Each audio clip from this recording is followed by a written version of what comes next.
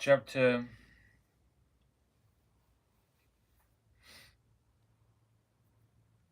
Chapter 15.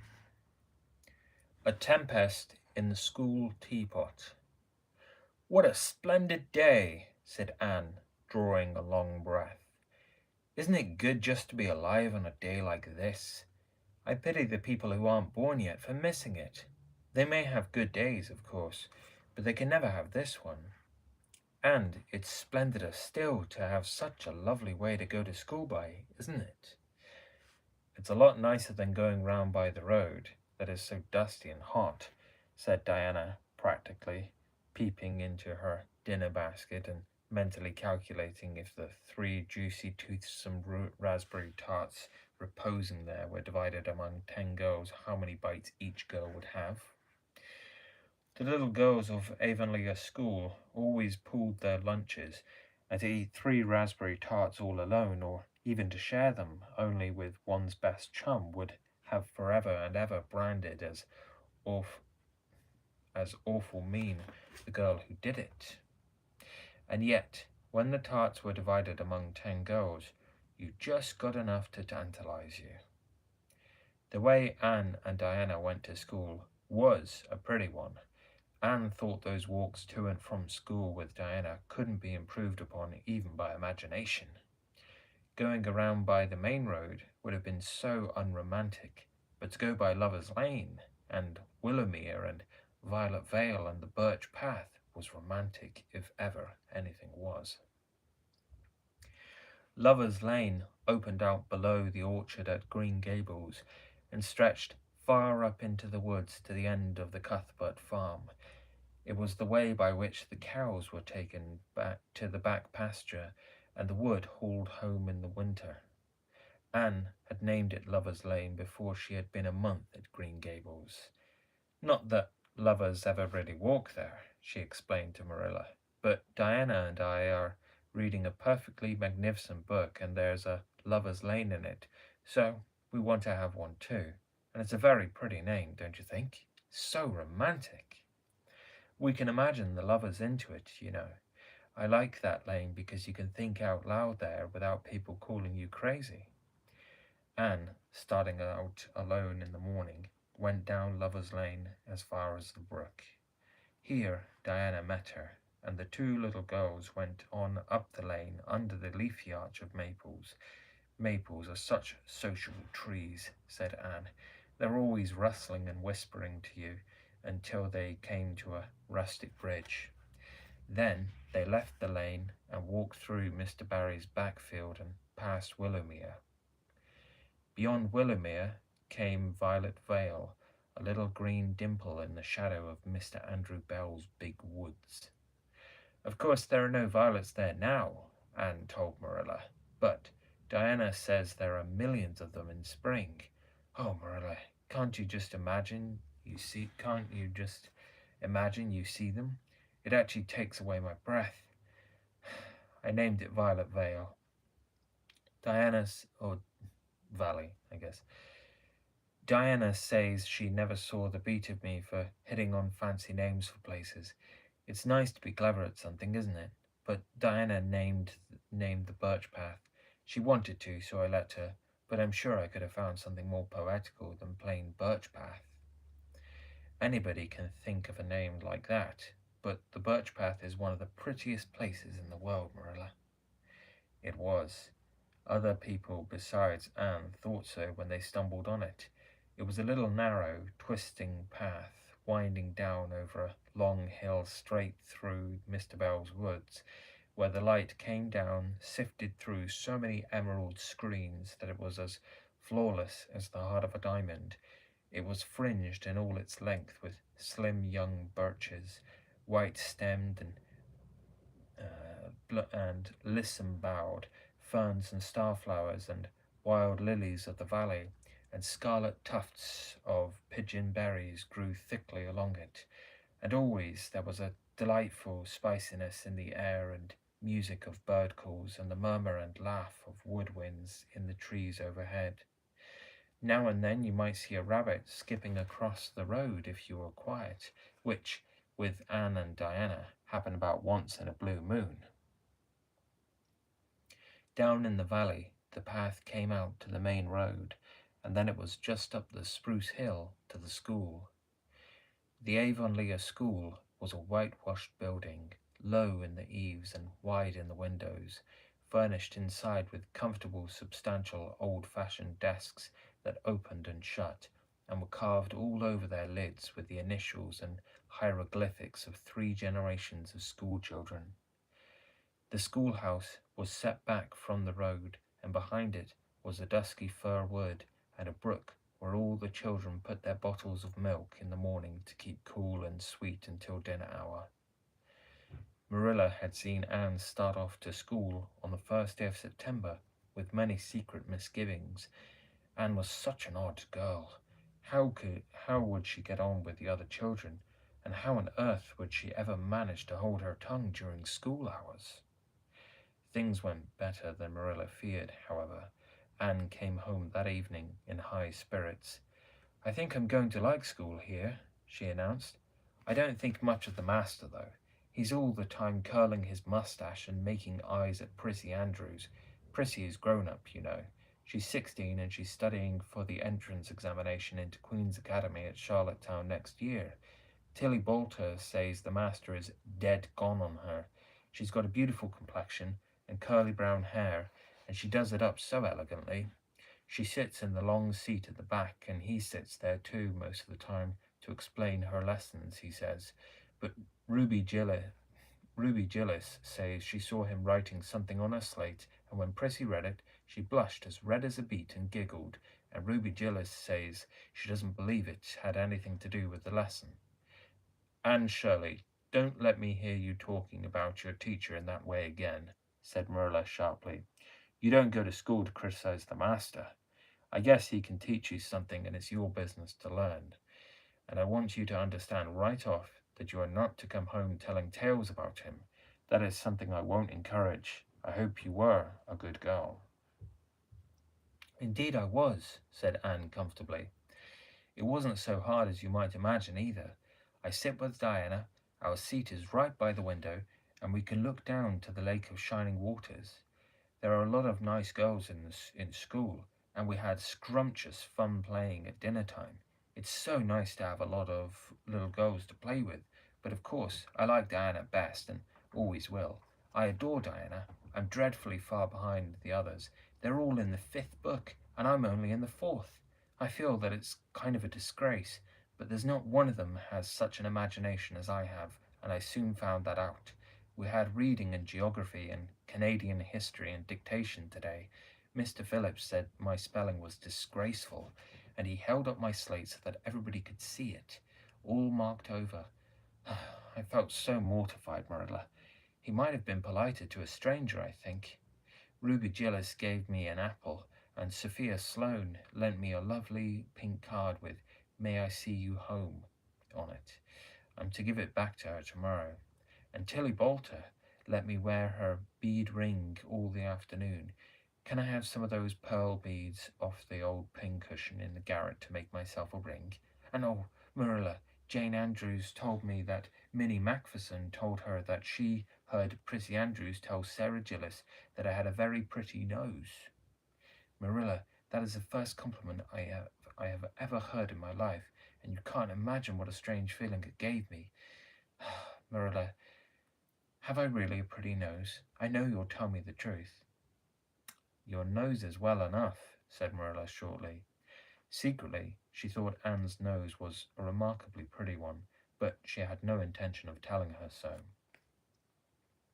That was 3 weeks ago, and all had gone smoothly so far, and now, this crisp September morning, Anne and Diana were tripping blithely down the birch path, 2 of the happiest little girls in Avonlea. "I guess Gilbert Blythe will be in school today," said Diana. "He's been visiting his cousins over in New Brunswick all summer, and he only came home Saturday night. He's awfully handsome, Anne. And he teases the girls something terrible. He just torments our lives out." Diana's voice indicated that she rather liked having her life tormented out than not. "Gilbert Blythe?" said Anne. Isn't it his name that's written up on the porch wall with Julia Bell's and a big take notice over them? Yes, said Diana, tossing her head, but I'm sure he doesn't like Julia Bell so very much. I've heard him say he studied the multiplication table by her freckles. Oh, don't speak about freckles to me, implored Anne. It isn't delicate when I've got so many. But I do think that writing take notices up on the wall about the boys and girls is the silliest ever. I should just like to see anybody dare to write my name up with the boys. Not of course, not of course, she hastened to add that anybody would. Anne sighed. She didn't want her name written up, but it was a little humiliating to know that there was no danger of it. Nonsense, said Diana, whose black eyes and glossy tresses had played such havoc with the hearts of Avonlea schoolboys that her name figured on the porch walls in half a dozen take notices. It's only meant as a joke, and don't you be too sure your name won't ever be written up. Charlie Sloane is dead gone on you. He told his mother, mind you, that you were the smartest girl in school. That's better than being good looking. No, it isn't, said Anne, feminine to the core. I'd rather be pretty than clever, and I hate Charlie Sloane. I can't bear a boy with goggle eyes. If anyone wrote my name up with his, I'd never get over it, Diana Barry, but it is nice to keep head of your class. You'll have Gilbert in your class after this, said Diana, and he's used to being head of his class, I can tell you.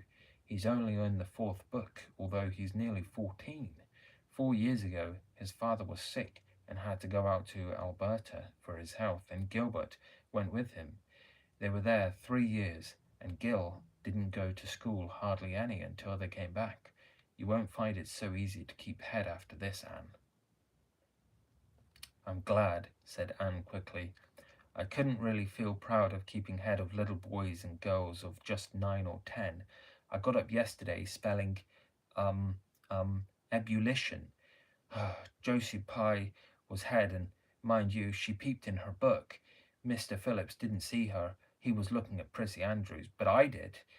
I just swept her a look of freezing scorn, and she got as red as a beet and spelled it wrong after all. Those Pye girls are cheats all round, said Diana indignantly, as they climbed the fence of the main road. Gertie Pye actually went and put her milk bottle in my place in the brook yesterday. Did you ever? I don't speak to her now. When Mr. Phillips was in the back of the room hearing Prissy Andrews's Latin, Diana whispered to Anne, That's Gilbert Blythe sitting right across the aisle from you, Anne. Just look at him and see if you don't think he's handsome. Anne looked accordingly. She had a good chance to do so, for the said Gilbert Blythe was absorbed in stealthily pinning the yellow braid of Ruby Gillis, who sat in front of him, to the back of her seat. He was a tall boy with curly brown hair, roguish hazel eyes, and a mouth twisted into a teasing smile. Presently, Ruby Gillis started up to take her son to the master. She fell back into her seat with a little shriek, believing that her hair was pulled out by the roots. Everybody looked at her, and Mr. Phillips glared so sternly that Ruby began to cry. Gilbert had whisked the pin out of sight and was studying his history with the soberest face in the world. But when the commotion subsided, he looked at Anne and winked with inexpressible drollery. I think your Gilbert Blythe is handsome, confided Anne to Diana, but I think he's very bold. It isn't good manners to wink at a strange girl. But it was not until the afternoon that things really began to happen. Mr. Phillips was back in the corner explaining a problem in algebra to Prissy Andrews, and the rest of the scholars were doing pretty much as they pleased, eating green apples, whispering, drawing pictures on their slates, and driving crickets harnessed to strings up and down the aisle. Gilbert Blythe was trying to make Anne Shirley look at him and failing utterly, because Anne was at that moment totally oblivious not only to the very existence of Gilbert Blythe, but of every other scholar in Avonlea school itself. With her chin propped on her hands and her eyes fixed on the blue glimpse of the lake of shining waters that the west window afforded. She was far away in a gorgeous dreamland, hearing and seeing nothing save her own wonderful visions. Gilbert Blythe wasn't used to putting himself out to make a girl look at him and meeting with failure. She should look at him, that red-haired Shirley girl with the little pointed chin and the big eyes that weren't like the eyes of any other girl in Avonlea school. Gilbert reached across the aisle, picked up the end of Anne's long red braid, held it out at arm's length, and said in a piercing whisper, "Carrots! Carrots!" Then Anne looked at him with a vengeance. She did more than look. She sprang to her feet, her bright fancies fallen into cureless ruin. She flashed one indignant glance at Gilbert from eyes whose angry sparkle was swiftly quenched in equally angry tears. "You mean, hateful boy!" she exclaimed passionately. "How dare you!" And then, thwack! Anne had brought her slate down on Gilbert's head and cracked it, slate, not head, clear across. Avonlea School always enjoyed a scene. This was an especially enjoyable one. Everyone said, "Oh!" in horrified delight. Diana gasped. Ruby Gillis, who was inclined to be hysterical, began to cry. Tommy Sloane let his team of crickets escape him altogether while he stared open-mouthed at the tableau. Mr. Phillips stalked down the aisle and laid his hand heavily on Anne's shoulder. "Anne Shirley, what does this mean?" he said angrily. Anne returned no answer. It was asking too much of flesh and blood to expect her to tell before the whole school that she had been called carrots. Gilbert it was who spoke up stoutly. "It was my fault, Mr. Phillips. I teased her." Mr. Phillips paid no heed to Gilbert. "I am sorry to see a pupil of mine displaying such a temper and such a vindictive spirit," he said in a solemn tone, as if the mere fact of being a pupil of his ought to root out all evil passions from the hearts of small, imperfect mortals. "Anne, go and stand on the platform in front of the blackboard for the rest of the afternoon." Anne would have infinitely preferred a whipping to this punishment, under which her sensitive spirit quivered as from a whiplash. With a white, set face, she obeyed. Mr. Phillips took a chalk crayon and wrote on the blackboard above her head, "Anne Shirley has a very bad temper. Anne Shirley must learn to control her temper," and then read it out loud so that even the primer class who couldn't read writing should understand it. Anne stood there the rest of the afternoon with that legend above her. She did not cry or hang her head. Anger was still too hot in her heart for that, and it sustained her amid all her agony of humiliation. With resentful eyes and passion-red cheeks, she confronted alike Diana's sympathetic gaze and Charlie Sloane's indignant nods and Josie Pye's malicious smiles. As for Gilbert Blythe, she would not even look at him. She would never look at him again. She would never speak to him. When school was dismissed, Anne marched out with her red head held high. Gilbert Blythe tried to intercept her at the porch door. "I'm awfully sorry I made fun of your hair, Anne," he whispered contritely. "Honest I am. Don't be mad for keeps now." Anne swept by disdainfully, without look or sign of hearing. "Oh, how could you, Anne?" breathed Diana as they went down the road half reproachfully, half admiringly. Diana felt that she could never have resisted Gilbert's plea. "I shall never forgive Gilbert Blythe," said Anne firmly. "And Mr. Phillips spelled my name without an E, too. The iron has entered into my soul, Diana." Diana hadn't the least idea what Anne meant, but she understood it was something terrible. "You mustn't mind Gilbert making fun of your hair," she said soothingly. "Why, he makes fun of all the girls. He laughs at mine because it's so black. He calls me a crow a dozen times, and I never heard him apologize for anything before either." "There's a great deal of difference between being called a crow and being called carrots, said Anne with dignity. Gilbert Blythe has hurt my feelings excruciatingly, Diana. It is possible the matter might have blown over with more excruciation if nothing else had happened, but when things begin to happen, they are apt to keep on.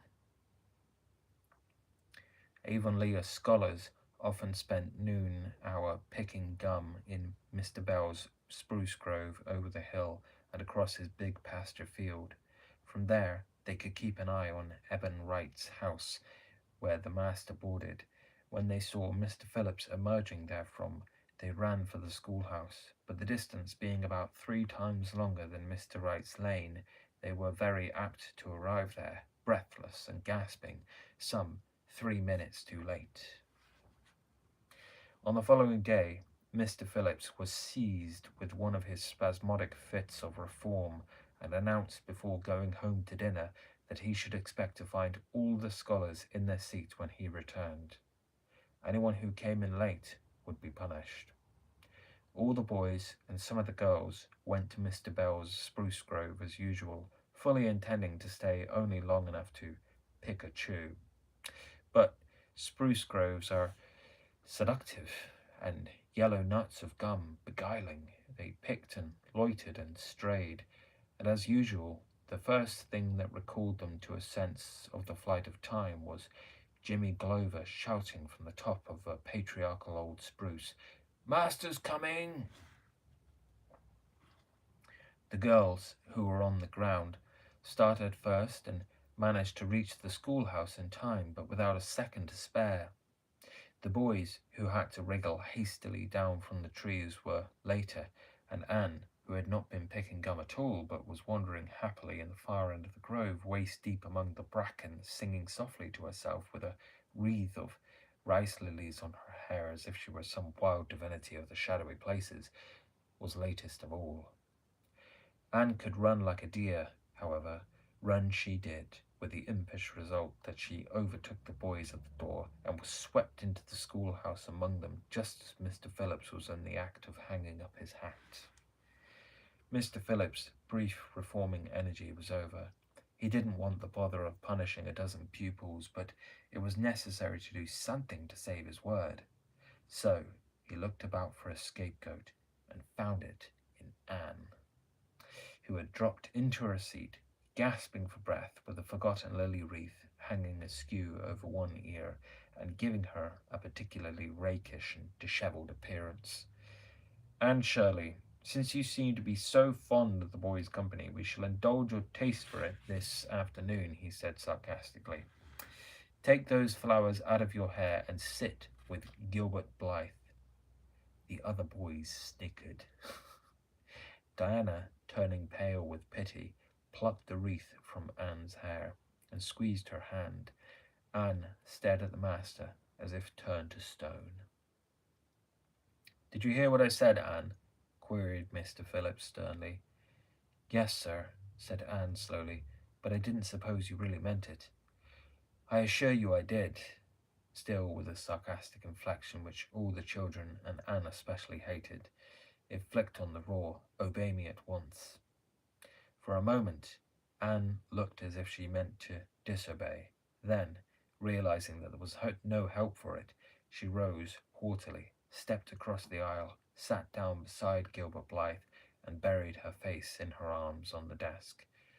Ruby Gillis, who got a glimpse of it as it went down, told the others going home from school that she had actually never seen anything like it, and it was so white with awful little red spots in it.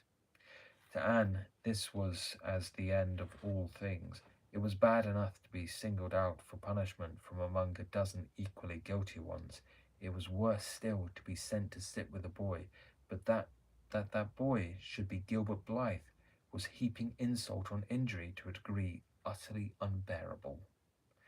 Anne felt that she could not bear it, and it would be of no use to try. Her whole being seethed with shame and anger and humiliation. At first, the other scholars looked and whispered and giggled and nudged, but as Anne never lifted her head and as Gilbert worked fractions as if his whole soul was absorbed in them and them only, they soon returned to their own tasks, and Anne was forgotten.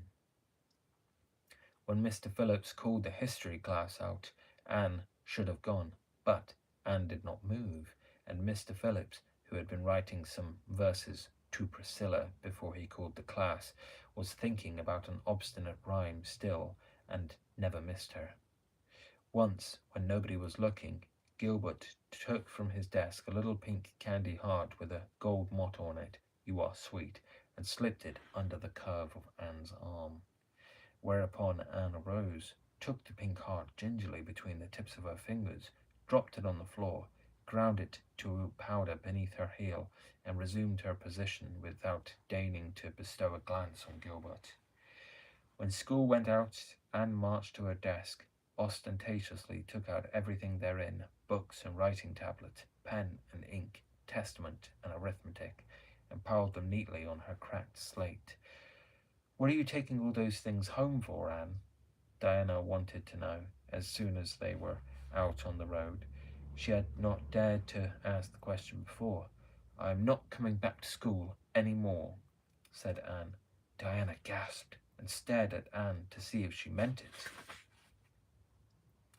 "Will Marilla let you stay home?" she asked. "She'll have to," said Anne. "I'll never go to school to that man again." "Oh, Anne!" Diana looked as if she were ready to cry. "I do think you're mean. What shall I do? Mr. Phillips will make me sit with that horrid Gertie Pye. I know he will because she is sitting alone. Do come back, Anne." "I'd do almost anything in the world for you, Diana," said Anne sadly. "I'd let myself be torn limb from limb if it would do you any good. But I can't do this, so please don't ask it. You harrow up my very soul." "Just think of all the fun times you will miss," mourned Diana. "We are going to build the loveliest new house down by the brook, and we'll be playing ball next week, and you've never played ball, Anne. It's tremendously exciting.